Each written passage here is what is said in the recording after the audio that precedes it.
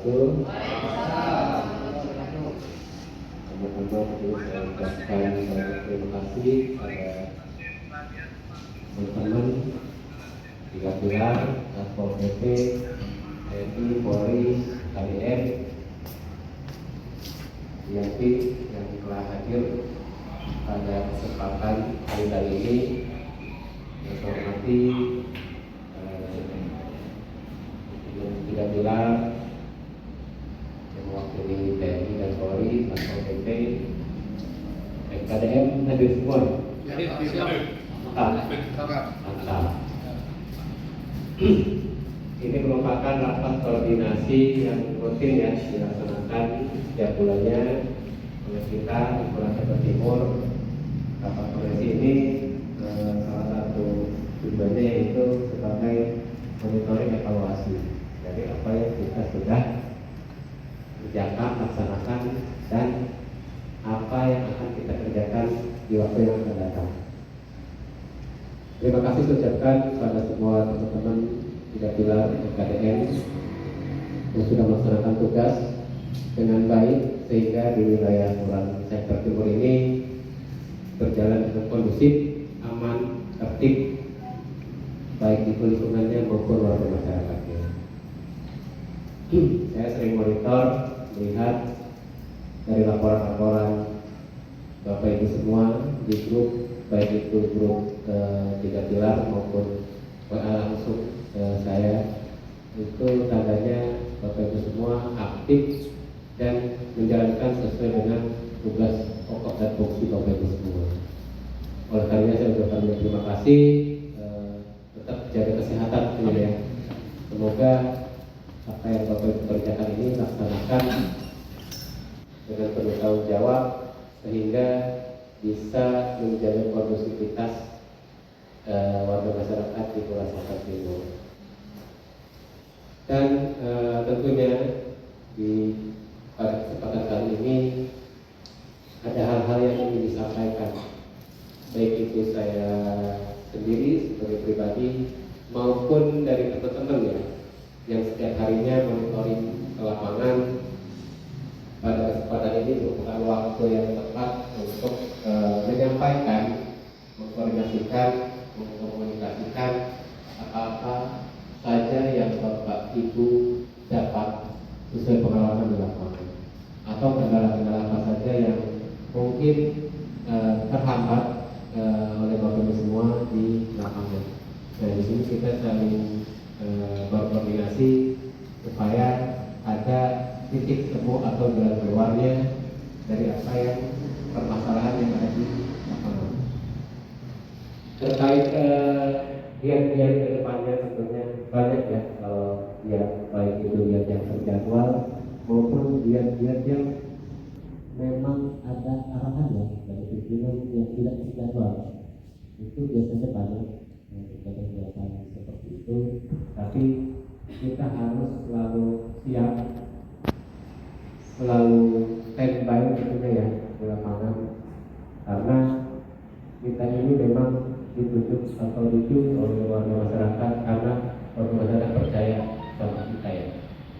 Apalagi FKDM yang merupakan warga sektor timur sendiri ya, itu amanah dari warga masyarakat pada bapak-bapak semua, bapak ibu semua sebagai FKDM. Karena kalau di polsek itu, kalau di kepolisian namanya intel ya, FKDM itu intel, keren ya, bukan kelas. Intel itu semacam apa ya, mata-mata atau identifikasi ya, identifikasi kewaspadaan sedini mungkin sebelum terjadi hal-hal yang diinginkan. Nah, oleh karenanya Bapak Ibu ini sangat berperan supaya tidak terjadi hal-hal yang tidak diinginkan. Salah satunya apa? Mungkin sekarang ini lagi apa ya? Lagi ngetrend atau lagi apa ya? Lagi banyak terjadi di wilayah lain terkait kebakaran. Ya. Kebakaran itu sebetulnya bisa dicegah sedini mungkin, dideteksi sedini mungkin. Mungkin Bapak Ibu juga sebenarnya sudah tahu deteksi dini kebakaran seperti apa ya. Karena sudah banyak sekali dari tim pemadam kebakaran yang melakukan sosialisasi. Kalau di wilayah lain mungkin di waktu belakang ini sudah banyak terjadi kebakaran di jaringan, bahan-bahan, banyak priuk, ya. Tapi alhamdulillah di Jawa Timur kondusif ya. Itu berkat kerja keras kita Bapak Ibu semua di lapangan. Terima kasih datang sekali lagi membuat wilayah kita aman ya. Salah satu penyebab terjadinya kebakaran tentunya ada yang tahu nggak?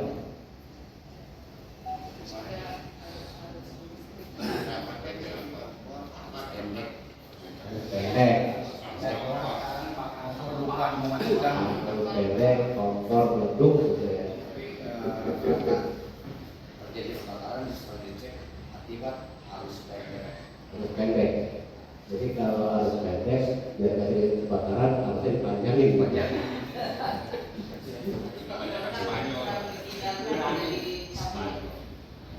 Ya mungkin Bapak Ibu sudah paham ya apa saja yang bisa menyebabkan kebakaran. Saya titip kepada Bapak Ibu semua yang memang kesehariannya di lapangan, monitoring lapangan yang bertemu langsung dengan warga masyarakat, tentunya menitipkan, mengedukasi warga agar peduli terhadap lingkungannya sendiri, terutamanya dengan agar tidak terjadi kebakaran. Kalau ibu-ibu mungkin sering main kompor, ya. Ibu sering main kompor tuh, mau main pagi, mau siang, mau malam mainnya kompor. Lagi masak gitu kan, lagi masak buat keluarganya, buat suaminya gitu kan, masak, lagi masak, garamnya habis tuh lagi masak. Jadi warung dekat sih, dekat rumah gitu kantinnya. Beli warung, temu tetangganya, gosip tuh, ya kan? Ibu gitu biasanya tuh kalau udah ketemu tetangganya gosipnya lama, bisa sejam, lebih lama ngegosipnya daripada di garamnya, ya kan? Itu penting kalau di rumah tuh kompor nyala terus. Kalau panas terus terjadi kebakaran. Nah itu diimbau pada masyarakat agar lebih peduli ada baik itu rumah sendiri maupun tetangganya. Karena kalau sudah terjadi ya mungkin bukan seperti rumah itu aja ya. Yang namanya kebakaran bisa menyebar, bisa ke tetangganya, kaki kiri, kanan, belakang. Itu yang pertama. Yang kedua, masalah polusi udara. Ya. Polusi udara belakangan ini kualitasnya kurang baik, kurang bagus untuk kesehatan. Oleh karena diimbau kalau ada kegiatan di luar itu di rumah aja lah, ya, jangan keluar. Jadi tidur aja di rumah. Gitu. Tapi kita juga harus ikut berpartisipasi bagaimana caranya biar kualitas udara di DKI Jakarta ini bisa kualitasnya baik gitu. Gampang sih caranya, nggak perlu melakukan hal-hal yang besar, cukup menghimbau pada warga kita agar tidak membakar sampah, ya. Jadi sampah-sampah yang ada di makanan itu jangan dibakar, ya, jangan dibakar. Kan ada tuh petugas kebersihan lingkungan ya, yang ngangkut nanti sampah ya. Taruh aja situ gerobaknya, atau mungkin buang langsung ke TPS, jangan dibakar intinya. Tapi jangan sampai nih Bapak Ibu semua lihat pemandangan padang lagi bakar air bakar tuh, itu nggak boleh bakar, jangan, kan? Itu emang udah ini, udah profesinya gitu ya. Lagi bakar ayam gitu buat jualan, ini nggak boleh disiram, jangan ya. Emang itu udah profesinya. Itu yang kedua, terkait dengan saudara, mohon disampaikan pada warga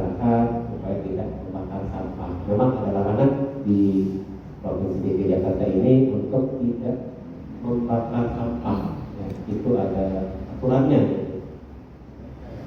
ada perdanya.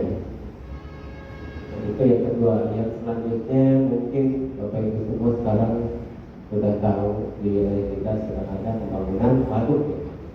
Pembangunan waduk Rawamalang, namanya Rawamalang. Ya. Bukan waduh, mana apa? Itu papinggir ya. Tadi saya pikir kalau nggak jadi mah namanya jadi Rawamalang lah. Ya, kalau bahagia, gitu kan. Jadi kita warnanya bahagia gitu. Kalau Rawamalang ntar Malang terus, ya. Namanya Rawa bahagia atau apa gitu ya. Kalau waduh papinggir beda ya. Itu papinggir. Itu mohon dimonitor ya, Bapak Ibu semua, pelaksanaan pengerjaannya. Kalau sampai bulan Desember bisa selesai, karena proses pelaksanaan pengerjaan ini tentunya perlu pengawalan ya dari Bapak Ibu semua selaku tim keamanan agar menjaga kondisivitas dari lokasi tersebut.